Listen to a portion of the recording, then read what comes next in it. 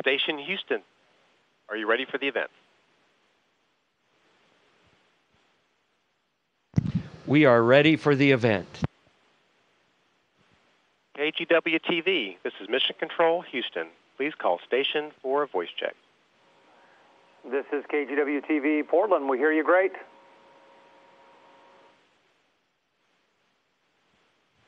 KGW-TV, we hear you loud and clear.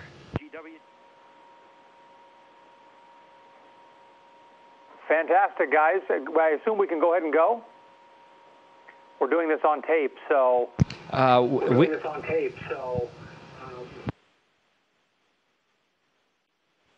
We're ready to roll.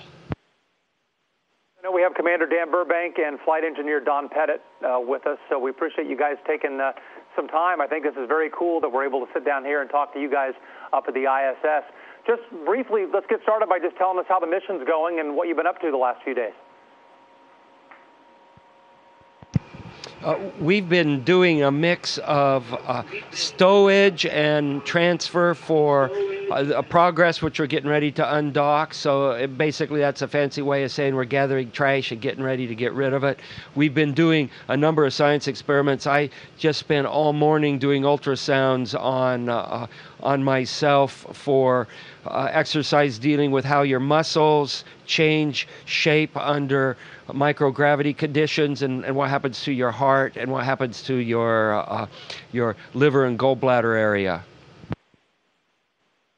And Russ, one other thing that's been occupying us for the last really week and a half, I guess now, has been a major upgrade to the avionics on board the space station. So we have basically been doing brain surgery on all the important computers that run the guidance, navigation, and control on space station and the overall commanding. So it involves rotating racks, pulling some of these, what we call, MDMs. They're computers that control the systems, and swapping out cards. The ground's been doing a lot of work upgrading the software on board. All this to essentially pave the way for the upcoming vehicle traffic that'll be in the next couple of months here. I'm curious about microgravity on your body. You've done the ultrasounds. Tell me what effect it's had on you. What have you been able to notice?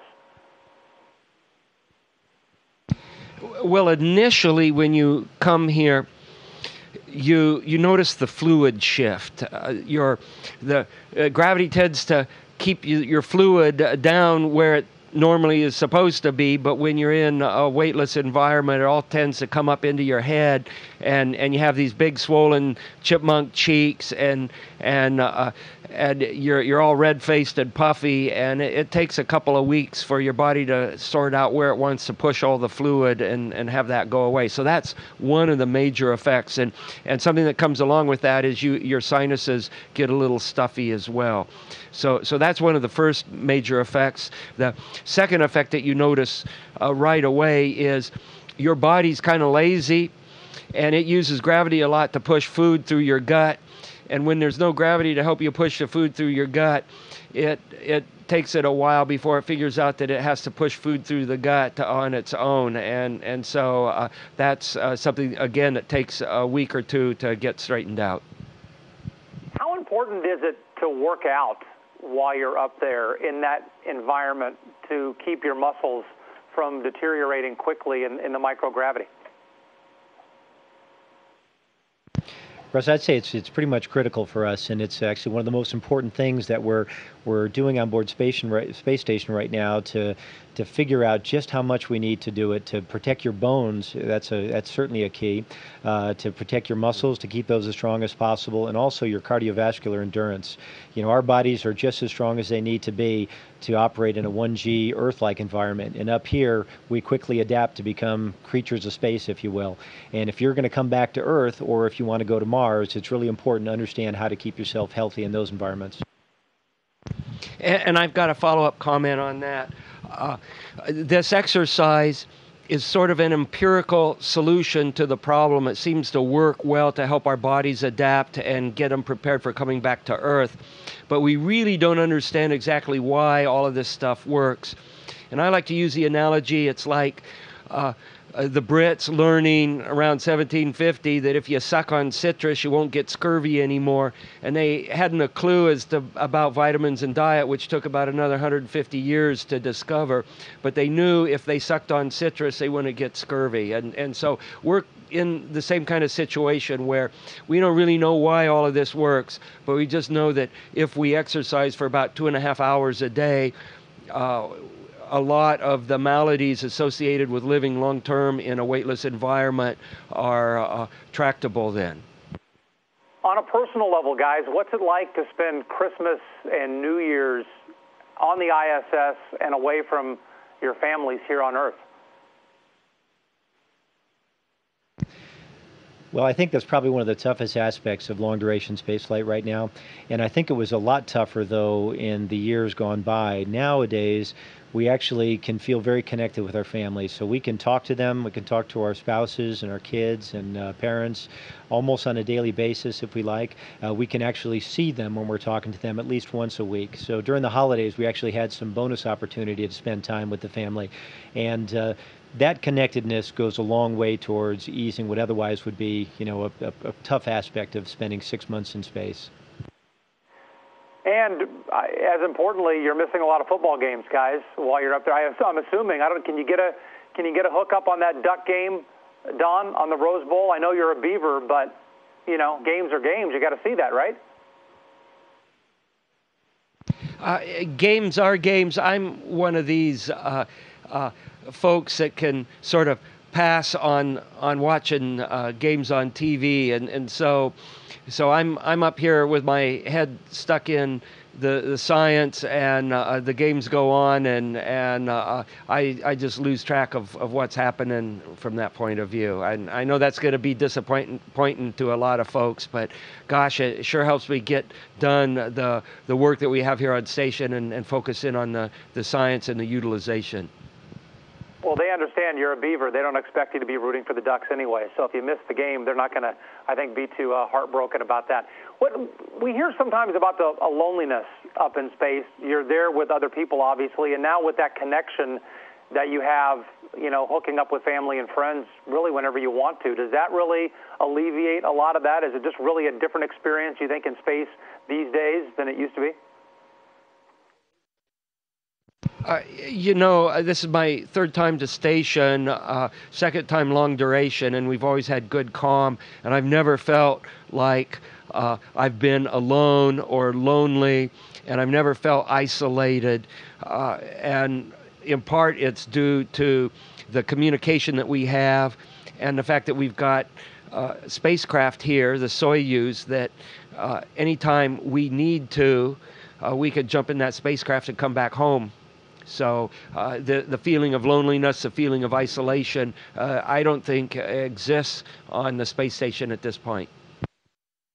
Just visually, guys, what's the most interesting thing that each of you has seen from up there above Earth as you look down or look out into space? Is there something really cool that we wouldn't see from down here that you've experienced up there? Well, it's kind of hard to pick things because every day is just filled with amazing things. Looking out these windows of planet Earth is just spectacular. A couple of weeks back, I had the opportunity to see a comet that wasn't expected to actually survive a close grazing approach around the sun, and I didn't even know it was coming. And it was a night pass over the Philippines, and I was just getting ready to button up the cupola shutters to get ready to turn in for the night, and just watching some spectacular storms associated with the typhoon that was in that area when the sun was about to rise, and I saw this vivid greenish white streak extending from just where the sun would be down, from my perspective, down, disappearing behind the gem, and it turned out to be the comet Lovejoy. And I've seen some pretty amazing things in space, nothing to rival that so far.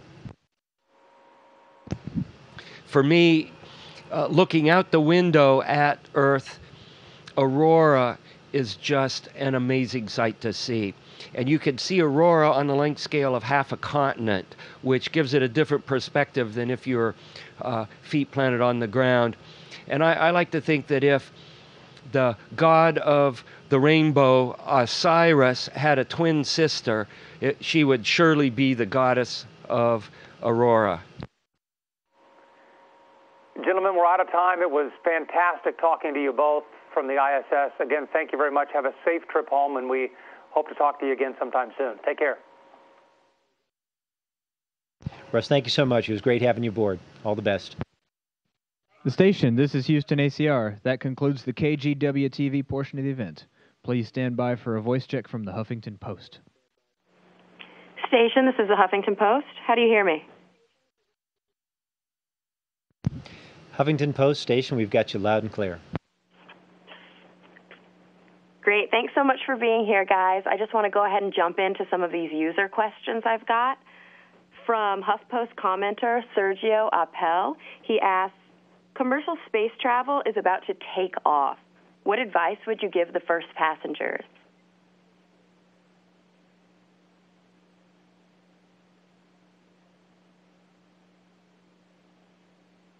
I guess one of the things I would say is it's really important to look at the things that you see up there and commit them, write them to your hard drive, commit them to memory. Having the opportunity to do a long duration mission after 2 short duration missions, I now have that opportunity. People that get a chance to fly in space and maybe only spend a couple of weeks at a time, or maybe even a couple of days, or in some cases, if it's suborbital, a couple of minutes, I think it's really, really important to just pay attention, absorb, and internalize the things you see, because it's spectacular, and it's very easy to let all that go by in a whir and not even really be able to remember afterwards what had just happened, and to really remember it accurately. Great. And HuffPost commenter Mike Keeley asks, what does space smell like, especially in the airlock after a spacewalk? What is the smell of space? I wrote a little essay on that from Expedition 6. And of course, you can't really smell space because it's a vacuum, but particles in space can get transferred onto solid surfaces, and then when you bring them inside, they can degas and give off an odor that is characteristic of something being outside. And that's what I experienced on STS-113 when I was helping run the airlock, and my crewmates came in from their first spacewalk. I noticed there was a peculiar smell about their spacesuits, and to me it smelled like welding fumes. It smelled like metal, hot metal. That's so interesting. And HuffPost commenter John Caldwell asks, what is your biggest oh wow moment since being aboard the ISS?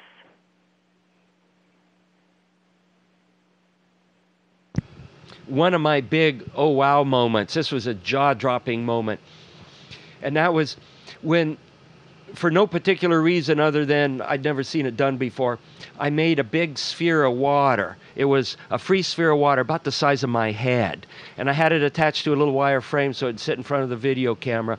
And then I did a number of experiments where I would make small perturbations to this sphere and watch the resulting oscillations. And what happened was just totally mind-boggling to me. It was a jaw-dropping moment, and it has to do with the ratio of surface tension force to inertial force.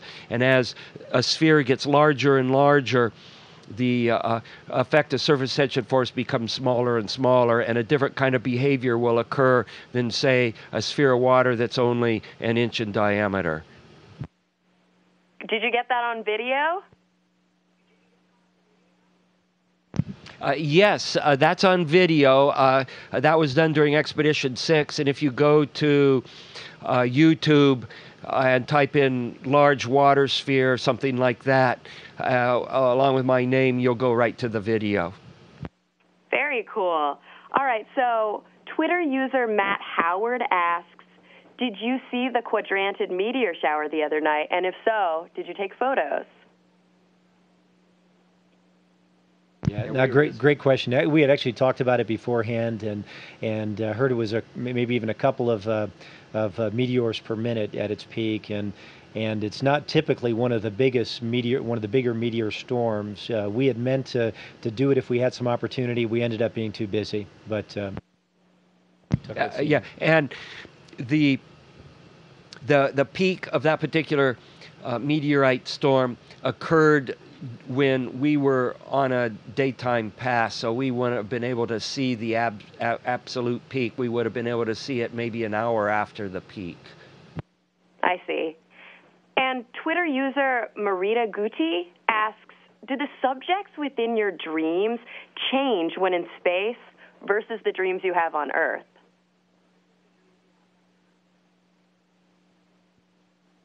Yeah, I don't really notice any difference on the sleep, how you sleep, how well you sleep, or dreams between being in space or being on planet Earth. And I know that question has come up before, but I'm not sure what other folks' experience has been, but for me it's been identical. All right, and Google employee Daniel Bay asks, what personal items do you have with you, if you're allowed to have any? Oh, I brought one item that's really near and dear to me. I brought my spoon, and I call it my spoon of exploration. This is a spoon. It's a Russian-made spoon. It's a long-handled spoon so that you can dig into the food pouches and not get your fingers all gooey.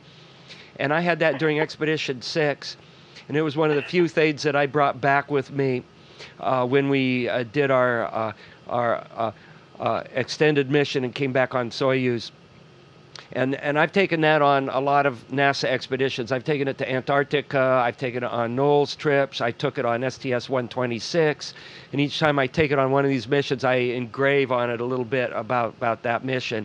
And so I've got my spoon of exploration back here with me one more time so I can chow down with the same spoon that I've been chowing down for the last 10 years. I love it. All right, we've got another question here from Twitter user Tom Marcinko. Space sickness, is it still a problem? And if so, how common? I don't know. I would say it's probably affects to some degree or another about half of the folks that fly in space, and it's not a very big problem because even the folks that really feel nauseous for the first couple of days, after those couple of days, it all goes away entirely. And I could say from experience that you're sitting there working, and all of a sudden you start to feel real green, and you go take care of the urge, and then you just kind of wipe yourself down and get right back to work again. And that's the best thing to do when you're not feeling very good with space sickness, is just get your head back in the game and start working. I see. All right, we've got a question here from Stanford graduate student Alex G. What sort of encounters have you guys had with space debris, if any?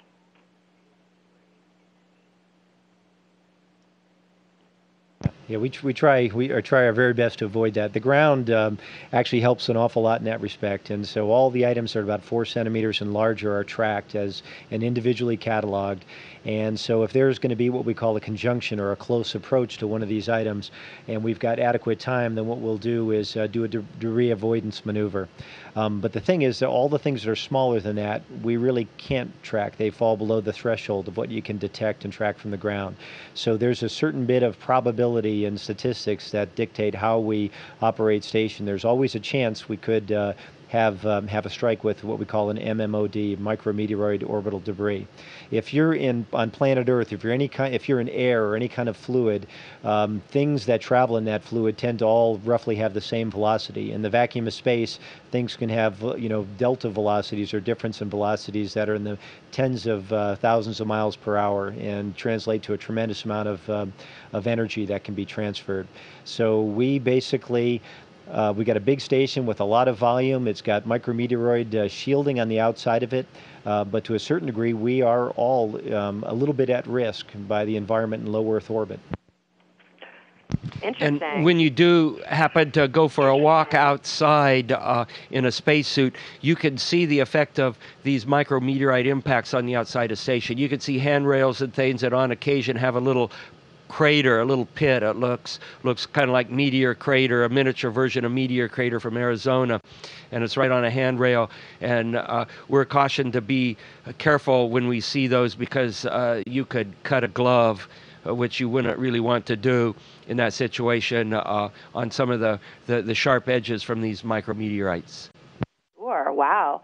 All right. Well, thanks, guys, so much. We've run out of time, but I just want to thank you so much for having this chat with me today. Kara, it was great having you aboard. Thanks for the talk as well. And from Expedition 30, all the best to you and to your readers. The station, this is Houston ACR. That concludes the event. Thank y'all. KGW-TV and the Huffington Post. Station, we are now resuming operational audio configuration.